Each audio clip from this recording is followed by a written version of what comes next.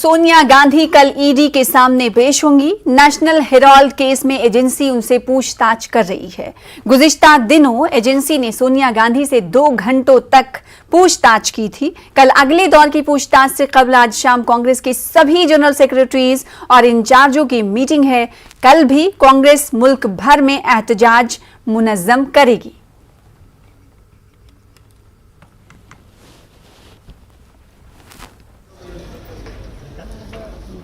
कल सोनिया गांधी से दूसरी बार पूछताछ के लिए ईडी बुला रही है। आप लोग जब से सर्कुलर इशू किया गया पूरे देश भर में आप लोग सत्याग्रह करें, आखिर ऐसी क्या वजह से कि सत्याग्रह करें आप लोग? ये हम क्यों नहीं सत्याग्रह करें? हम क्यों जो है इस फासीवाद ताकत के खिलाफ हम लड़ें? हम क्यों नहीं आवाज उठाएं? हम एक राजनीतिक पार्टी हैं, सिर्फ हमारे खिलाफ नहीं, सारे राजनीतिक पार्टियों के लीडरों के खिलाफ आप जो है ईडी रेड करते हैं, आप आईटी का इस्तेमाल करते हैं, सीबीआई का इस्तेमाल करते हैं, उनको डराने धमकाने की कोशिश करते हैं, उनको डरा धमका के सरकारें गिराते हैं, उनको डरा धमका के जो है अपनी पार्टी ज्वाइन करा लेते हैं और उसके बाद उनका कोई केस उनके खिलाफ नहीं होता। हमारी पार्टी की अध्यक्षा है, तमाम लोगों को पता है, पब्लिक डोमेन में है, हम लोगों ने कर्जा दिया है, हम लोगों ने उनसे कोई पैसा नहीं लिया, कोई 1 रुपया ना इधर से उधर हुआ ना उधर से इधर हुआ है, ना किसी के अकाउंट में पैसा गया है, जा भी नहीं सकता है। नो प्रॉफिट ऑर्गेनाइजेशन है वो, उसमें से प्रॉफिट ले भी नहीं सकते, अपनी सैलरी और अपना जो है उसमें मुनाफा उसमें कमा नहीं सकते हैं। तो उसके बावजूद ओपन एंड शट केस है, उसके बावजूद हमारे नेताओं को, खासकर हमारी अध्यक्षा को और हमारे फॉर्मर प्रेसिडेंट को जिस तरह से आप तंग करने की कोशिश कर रहे हैं। राहुल गांधी जी को 60 घंटे 55 से 60 घंटे आपने बिठा रखा है और आपके पास कोई जो है एक आयोटा ऑफ एविडेंस आपके पास नहीं है इनके खिलाफ में। आप इनको तंग करने की, बदनाम करने की कोशिश कर रहे हैं। वो फैमिली जिसने इस देश के लिए त्याग दिया है, बलिदान दिया है, उसको आप तंग करने की कोशिश करें तो हम चुप बैठ जाए, हम देखते रहे। कल संसद में क्या कार्यक्रम होगा इस मसले को लेकर? कल भी आप लोग वहां पे मार्च निकालेंगे, प्रोटेस्ट करेंगे? संसद में भी इसके खिलाफ हम लोग अपनी बात रखेंगे, संसद में भी इसके खिलाफ हंगामा होगा, संसद के बाहर भी हंगामा होगा। हम अपना प्रोग्राम तय करेंगे जब तक कांग्रेस अध्यक्षा को, राहुल गांधी जी को, इन लोग को तंग करते रहेंगे तब तक हम लोग जो हम ये आवाज आवाम के बीच में उठाते रहेंगे, आवाज आवाम तक पहुंचाने की हम लगातार कोशिश करते रहेंगे।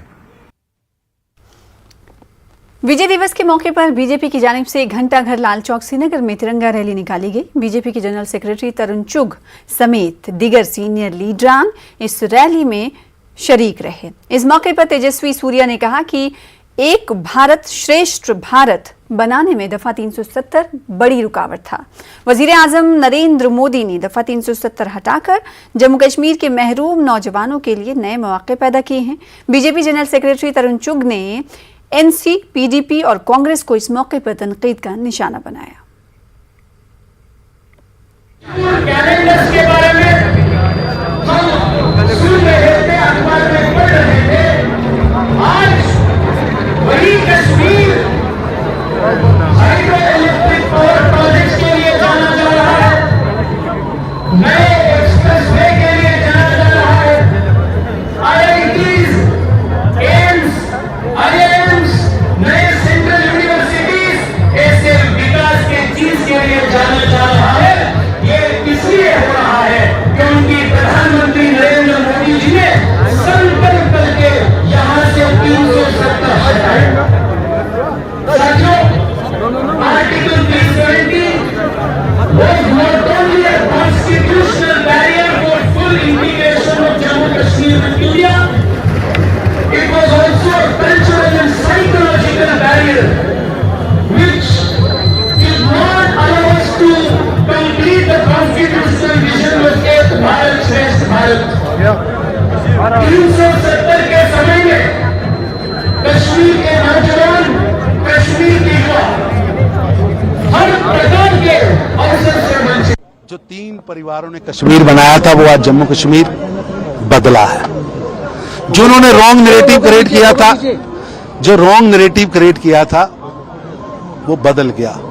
अब जम्मू कश्मीर का हर नागरिक समझदार हो गया, उसको समझ आ गई कि कुछ लोग कुछ देशों के कहलावे पर इस स्वर्ग को नरक बनाना चाहते थे। इस स्वर्ग को टेररिज्म कैपिटल बनाना चाहते थे, लेकिन नरेंद्र मोदी जी के प्रयासों से अब ये टूरिज्म कैपिटल बना है, विकास की ओर बढ़ा है। यहां के नागरिकों के मन में तिरंगे के लिए अटूट प्रेम है। कश्मीर का हर नागरिक उसी तरह जिस तरह भारत के बाकी प्रांत हैं उतना ही देशभक्त है। जानबूझकर कुछ पार्टियां जम्मू कश्मीर को बदनाम करती रही हैं। पूरा भारत तेजी से आगे बढ़ रहा है, वैसे ही जम्मू कश्मीर भी आगे बढ़ रहा है। भारत विश्व की शक्ति बनेगा। जम्मू कश्मीर, कर्नाटका, पंजाब, महाराष्ट्र, असम, राजस्थान, हर प्रांत आगे बढ़ रहा। और नरेंद्र मोदी जी की सोच है सबका साथ, सबका विश्वास, सबका विकास। और हमने जम्मू कश्मीर के अंदर विकास, सुरक्षा और विश्वास तीनों को आगे बढ़ा है। नागरिक सुरक्षित हैं, आगे बढ़ रहे हैं, व्यापार कर रहे हैं। आपको किसी भी होटल में कमरा नहीं मिलेगा, कहीं पार्किंग की जगह नहीं मिल रही।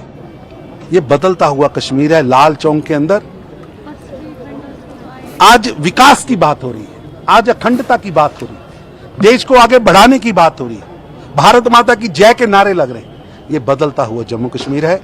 मेरी जम्मू कश्मीर के सभी नागरिकों से निवेदन, हमें इस नैरेटिव को आगे बढ़ाना है, जम्मू कश्मीर को एक समृद्ध प्रांत बनाना है। और इस वक्त की बड़ी खबर का रुख कर लेते हैं, जो कि लोकसभा के हवाले से आ रही। लोकसभा से कांग्रेस के 4 अरकान पार्लियामेंट मुअत्तल किए गए हैं। कीमतों में इजाफे के खिलाफ हंगामा करने पर यह कार्रवाई उनके खिलाफ हुई है। पूरे सेशन से उन्हें मुअत्तल कर दिया गया है। आपको बता दें, जिनका नाम है ज्योति मनी और TN प्रताप, इन्हें मुअत्तल किया गया है। और इस बीच बड़ी खबर ये आ रही कि लोकसभा की कार्रवाई को कल तक के लिए मुलतवी कर दिया गया है। तो लोकसभा से कांग्रेस के 4 अरकान पार्लियामेंट मुअत्तल किए गए हैं और कीमतों में इजाफे के खिलाफ हंगामा करने पर यह कार्रवाई की गई है। ज्योति मनी और TN प्रताप को मुअत्तल किया गया है। ज्योति मनी जो कि तमिलनाडु से आते हैं और TN प्रताप को भी मुअत्तल किया गया है। पूरे सेशन से, नाज़रीन आपको बता दें कि पूरे सेशन से इन्हें मुअत्तल कर दिया गया है। अब अगले दिनों में देखना यह होगा कि कांग्रेस पार्टी इस हवाले से क्या कुछ करती हुई दिखाई देती है। बहरहाल ये बताया जा रहा है कि कीमतों में इजाफे को लेकर, यानी महंगाई के खिलाफ कांग्रेस की अरकान पार्लियामेंट एहतजाज कर रहे थे पार्लियामेंट के अंदर, जिसके बाद इनके खिलाफ ये कार्रवाई की गई है। और हंगामा बढ़ता देख लोकसभा की कार्रवाई को कल तक के लिए मुलतवी कर दिया गया है। आगे बढ़ेंगे। दिल्ली हुकूमत की एक्साइज पॉलिसी पर बीजेपी और आम आदमी पार्टी के बीच घमासान जारी है। आज बीजेपी ने आम आदमी पार्टी के दफ्तर के सामने एहतजाज किया। ख्याल रहे कि गुज़िश्ता दिनों लेफ्टिनेंट गवर्नर ने एक्साइज पॉलिसी की CBI से जांच कराने की सिफारिश की थी। अदाकारा कैटरीना कैफ और उनके शौहर विक्की कौशल को सोशल मीडिया पर धमकी मौसूल हुई है। एक शख्स की जानिब से सोशल मीडिया यानी इंस्टाग्राम पर धमकी भरे पोस्ट किए जा रहे थे, जिसकी शिकायत अदाकार विक्की कौशल ने सांता क्रूज पुलिस स्टेशन में दर्ज करवाई। और इस हवाले से पुलिस ने केस दर्ज भी कर लिया है और तहकीकात का आगाज कर दिया गया है।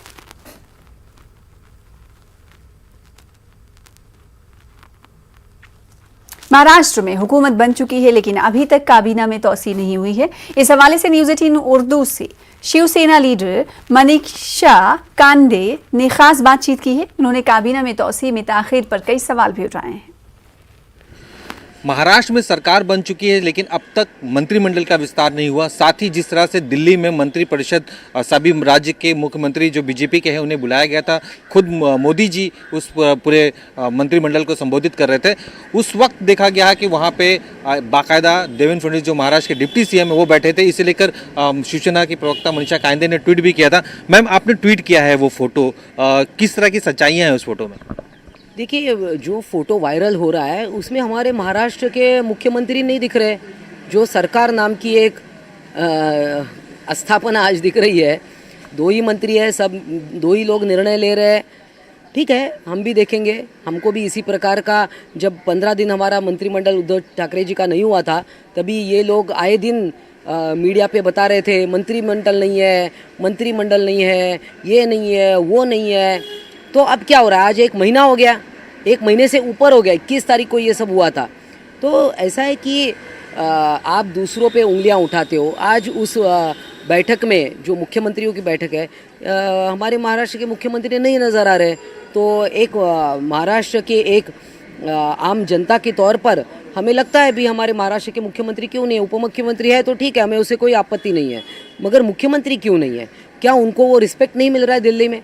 क्या अब हम देख रहे हैं कि 15 दिन में 4-4, 5-5, 6-6 बार दिल्ली जा रहे हैं, वहाँ घंटों इनको इंतज़ार करना पड़ रहा है, 20-20 घंटे हर एक छोटी चीज़ के लिए उनको दिल्ली के सामने झुकना पड़ रहा है। तो ये आम जनता देख रही है, हम भी देख रहे हैं। लेकिन ये बैठक तो मुख्यमंत्रियों की थी और शिंदे साहब तो अपने आप को आज भी शिवसेना कहते हैं, तो बीजेपी के मुख्यमंत्रियों में शिंदे साहब कैसे बैठ सकते हैं? हो सकता है इसी वजह से देवेंद्र जी बैठे हो? ये बहुत सारा अजूबा है और इसीलिए ऐसा है कि महाराष्ट्र की जनता आज देख रही है आपके माध्यम से, मगर एक न एक दिन इसका जवाब ज़रूर मिलेगा। जिस तरह से देखा गया है कि इलेक्शन कमीशन ने नोटिस दिया है, 8 तारीख को दोनों ही गढ़ को बुलाया है, खास करके चुनाव चिन्ह को लेकर, क्या शिवसेना इससे लेकर कानूनी लड़ाई लड़ने में तैयारियां कर रही है? बिल्कुल, हम पूरी कानूनी लड़ाई लड़ेंगे और जो कुछ भी फैसला होगा, इलेक्शन कमीशन का हो, सुप्रीम कोर्ट हो, हम आखिर तक लड़ते रहेंगे। और आज देख रहे हैं माननीय उद्धव जी कल काला चौकी मुंबई में थे, कितने शिवसैनिक उनके साथ है। आदित्य जी की पूरा महाराष्ट्र दौरा हो चुका है, शिव संवाद यात्रा, उसमें भी आप देखेंगे कि पैठण वगैरह मराठवाड़ा रीजन से हमारे जो 4-4, 5-5 वहाँ से भाग गए हैं आमदार, तो विधायक, तो देखिए कि जनता आज शिवसेना के साथ है। जो आम शिवसैनिक है वो शिवसेना के साथ है, माननीय उद्धव जी के साथ है, माननीय आदित्य जी के साथ है। तो इससे हमें हमें पूरी विश्वास है कि न्याय देवता ये सब देख रही है। एक आखिरी सवाल, जिस तरह से देखा गया कि शिंदे ग्रुप के काफ़ी लोग गए हैं, शिवसेना के कुछ नेताओं को अभी भी उम्मीद है कि अगर मंत्रिमंडल का विस्तार होता है तो शिवसेना के कई विधायक जो उनके साथ गए, सांसद गए, वो वापस शिवसेना में आ सकते हैं। देखिए, इन सबको बहका कर लिया गया है, उनको एक झूठा चित्र दिखाया गया है, उनको एक चित्र दिखाया गया है राम राज्य का कि कैसा होगा, आपको ये मिलेगा वो मिलेगा, उनको अलग अलग प्रलोभन भी दिखाए गए और इसी वजह से ये सब गए हैं। एक न एक दिन उनकी आंखों में आंसू ज़रूर आएंगे। वापस आएंगे लगता है? अभी तो आना भी शुरू है। अभी तो कल ही आपने देखा कि पुणे के एक व्यक्ति, एक शिवसैनिक, उन्होंने माननीय उद्धव जी को कहा है कि मैं वापस आना चाहता हूँ, कृपया मुझे वापस लीजिए। तो ये शुरुआत है और वहाँ भी जो लोग गए हैं वो भी आजमा रहे हैं। तो इसमें जीत जो है सच्चाई की जीत होगी। शुक्रिया हमसे बात करने के लिए मनीषा गांधी जी, जिनका साफ तौर पे ये कहना था कि जो शिवसैनिक छोड़ के शिंदे ग्रुप के साथ गए हैं वो काफ़ी लोग शिवसेना में आना चाहते। मुंबई से सरोज के साथ वसीम अंसारी, न्यूज़ 18। फिलहाल इसी के साथ रुकेंगे।